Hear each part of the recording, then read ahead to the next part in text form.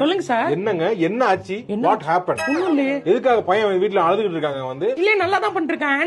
நல்லா பண்ணிட்டு இருக்காங்க. நீங்க ஃபர்ஸ்ட் ரோல்ல நேத்து வரைக்கும் ஃபர்ஸ்ட் ரோல்ல ஆடிட்டு இருந்த பையனை நேத்து ஈவினிங் மேல ஏதோ ஒரு காரணங்களை சொல்லி செகண்ட் ரோக்கு தள்ளிருக்கீங்க. அவன் மனசு எவ்வளவு பாதிக்கும் நீங்க யோசிச்சு பாத்தீங்களா? சார் அந்த மாதிரிலாம் ஒண்ணும் கிடையாது. ஆனுவல் டே ஃபங்க்ஷனுக்கு யார் நல்லா டான்ஸ் ஆடுறாங்களோ ஃப்ரண்ட் ரோல போடுவோம். நம்ம வந்து ஒழுங்கா டான்ஸ் ஆடலையோ அப்படின்னு இன்ஃபீரியாரிட்டி வர அளவுக்கு ஒரு பையனை நீங்க அப்படிலாம் யோசிக்க கூடாதுடா கண்ணா.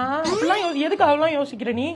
ஒரு டான்ஸ்லயே ஃப்ரண்ட் ரோல இருந்து பின்னாடி போறது யோசிச்சினா அப்ப லைஃப்ல என்ன பண்ணுவ? லைஃப்ல முன்னாடி தாங்க போணும். அப்படி கிடையாது சார். பின்னாடி எதுக்கு போணும்? பின்னாடி இருந்தா நீ செகண்ட் ரோ போனா டான்ஸ் ஆடாதடா. நீ வேணா சொதப்பி விடுங்கற டான்ஸ் ஆனா.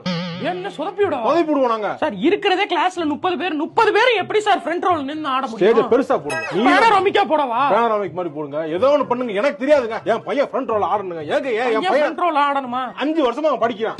ஃப்ரண்ட் ரோல ஆடிட்டு டான்ஸ் வரல இல்ல சார். டான்ஸ் நல்லானா புடிங்க. டான்ஸ் நல்லா இல்ல. நீ ஃபர்ஸ்ட் ரோல நிக்கிற. நீ போ. சரி நீ போப்பா. நான் ஃபர்ஸ்ட் ரோ நீ போ. சார் நான் ஆட வைக்கிறேன் சார். ஃபர்ஸ்ட் ரோல ஆடு. ஃப்ரண்ட் ரோல நின்னு ஆட வைக்கிறேன். நடுவுல வந்து நிப்பான். பாத்துக்கோங்க. ஓகே போங்க. பை. ஐயோ டான்ஸும் ஒழுங்கா ஆட மாட்டேங்கிறான். இந்த ஆளு வந்து ஃப்ரண்ட்ல ஆட வைங்கறான். மேனேஜ்மென்ட்ல ஃப்ரண்ட்ல ஆடுற பையனே ஒழுங்கா ஆடலாம். எப்படி இவனை நிக்க வச்சீங்கன்னு என்னவே கேட்பாங்க. இவங்களையும் ஹேண்டில் பண்ணணும், இவங்களையும் ஹேண்டில் பண்ணணும். உங்கட்டுக்கு அந்த சம்பளத்துக்கு நாங்க என்னென்னலாம் பண்ண வேண்டியதா இருக்கு? பேசாம காலேஜுக்கு ப்ரொஃபஸரா போயிருக்கலாம். தேவையில்லாம இந்த ஸ்கூலுக்கு